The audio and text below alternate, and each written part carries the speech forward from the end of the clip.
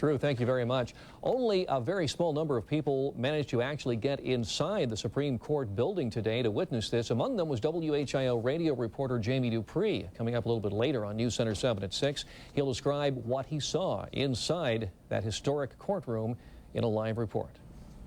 We have an update now on breaking news we first told you about at 5. 3 people are injured in a house fire in western Montgomery County. Several fire crews were called out to battle the blaze. News Center 7's Paul Hertner is live at the scene with the late-breaking details. Paul? Well, Cheryl, we can bring some good news here. Firefighters have apparently gotten a hold on this fire. It's happening on Decant Road off of Sulphur Springs Road in Jackson Township here. This one was tricky on a lot of levels. First of all, as many as 700 workers will be temporarily laid off in the next several weeks. Those affected work at the plant on Webster Street. News Center 7's Mike Campbell joins us live from the newsroom with the latest. Mike. Jim, the Dayton Thermal Products plant employs about 2,100 people. To walk or be driven to school. Now, coming up at 11 tonight, a complete report on that busing situation.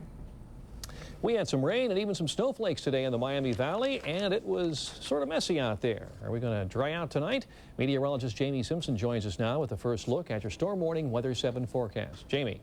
Well, eventually we will dry out a little bit. It's going to take a while, but we're starting to see the back edge of some precipitation heading towards us from the north and west, but still some bands of rain and snow, which are now switching over to snow across the area because temperatures are falling now that the sun has gone down. We have Planet Forward Weather Vision 7 readings pretty close to the freezing mark, but as you head north of Dayton, we're starting to fall below the freezing mark.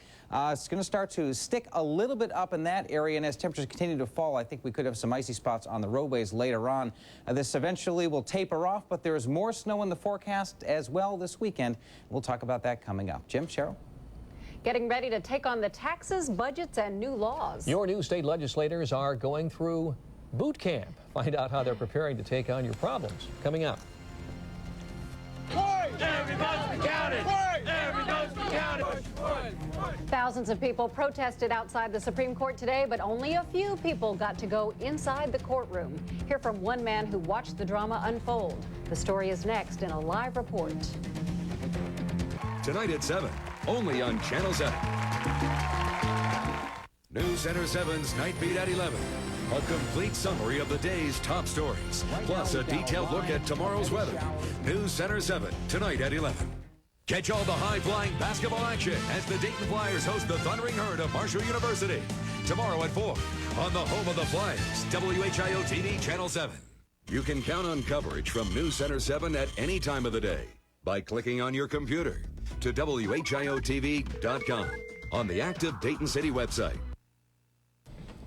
The people you've elected to handle your state tax money are in training for some heavy lifting. No, they're not really out working together at the gym. They're at boot camp, though, of sorts, for new members of the Ohio General Assembly.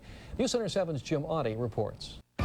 It's time for News Center 7 Sports on WHIO TV. There's no question if a team makes it to the state championship game, they are peaking at just the right time. But the guys from Marion Local certainly saved their best for last. Today, the Flyers, one of 3 local teams going for gold up in Canton and Massillon. Coldwater in action this afternoon. Piqua plays tonight. Gil Herrick standing by live up in Massillon with good news about Marion and an update on the Coldwater game. Gil, take it away. Mike, first of all, it's starting to snow, which is going to have a big impact on the game later on tonight. But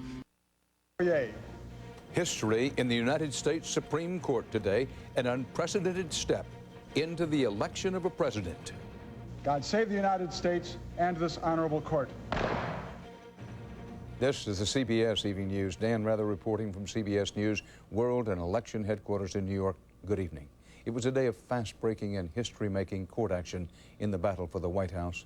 The U.S. Supreme Court heard oral arguments in the dispute, the first time the court has involved itself in a presidential election. And Vice President Gore suffered 2 setbacks in Florida's highest court. Here's the latest. A decision could come as soon as tomorrow in the U.S. Supreme Court case. Outside the court, competing groups of well-orchestrated demonstrators pumped up the volume and played to the cameras.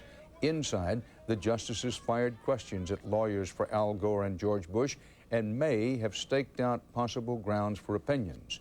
And today, Florida's highest court said no to the Gore request for a fast count of 10,000 disputed votes and no to an entire revote in Palm Beach County.